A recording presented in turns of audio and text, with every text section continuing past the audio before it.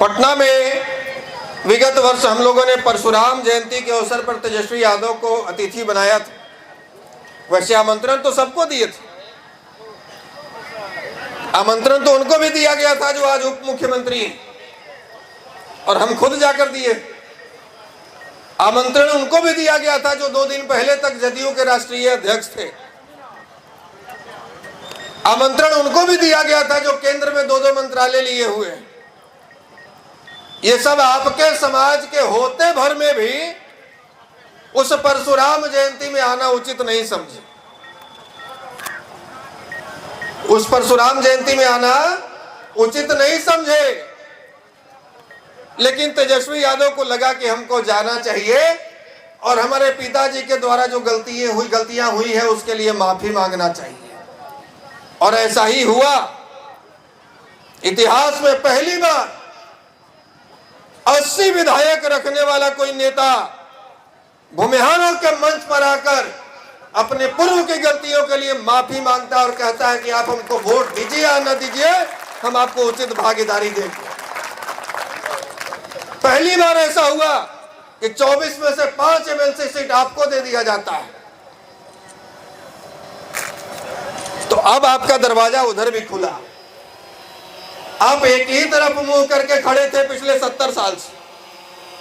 35 साल कांग्रेस की तरफ मुंह करके खड़े रहे और जनसंघ और भाजपा की तरफ पीठ करके खड़े रहे, और अब पिछले 35 साल से भाजपा की तरफ मुंह करके खड़े हैं और राजद कांग्रेस की तरफ पीठ करके खड़े हैं।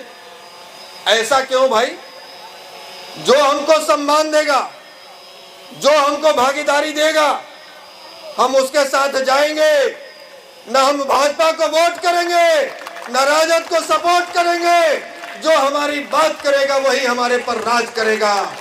ये नीति अपनाइए, तभी आप अधिक से अधिक संख्या में सदन में पहुंच पाइएगा। अधिक से अधिक संख्या में आप विधानसभा में, लोकसभा में, राज्यसभा में, विधान परिषद में पहुंचिएगा। कभी भी किसी पार्टी के लिए दरवाजा बंद मत कीजिए और कभी भी किसी पार्टी के आगे साष्टांग दंडवत करके समर्पित मत होइए। समर्पित होइएगा तो आप बंधुआ मजदूर कहे जाइए।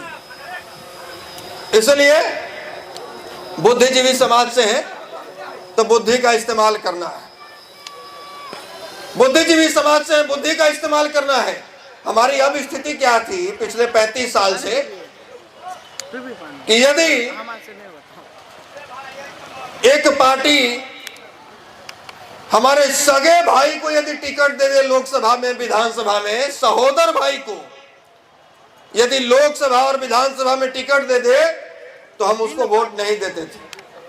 और यदि हमारे दुश्मन को कोई दूसरी पार्टी वोट दे रहा है उसके लिए हम लाठी गोली लेके बूथ पर खड़े हो जाते थे। ऐसा समर्पण नहीं चाहिए। ये बुद्धिमता नहीं है, मूर्खता है। अरे आप बचेंगे तब न लड़ेंगे। आपके पेट में दाना रहेगा तब न लाठी लेके आप धर्म और राष्ट्र की रक्षा कीजिएगा।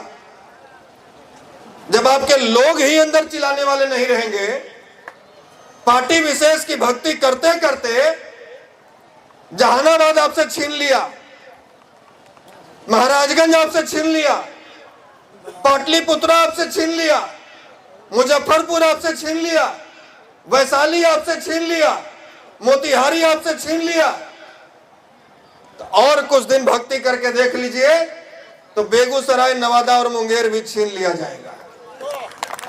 इसीलिए पार्टी भक्ति मत कीजिए। पार्टी अपने हिसाब से कभी भी बदल लिया जाएगा, लेकिन जाति अपने हिसाब से नहीं बदल सकते हैं।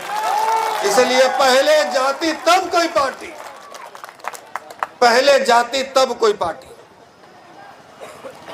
और हम शुरू से कहते आए 13 साल पहले से, और आज भी कह रहे हैं और आगे भी कहते रहेंगे कि पहले समाज नीति तब कोई राजनीति।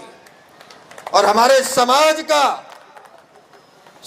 का समर्थन और आशीर्वाद यदि हमारे सर पर है तो हमको किसी पार्टी की चमचागिरी करने की आवश्यकता नहीं है।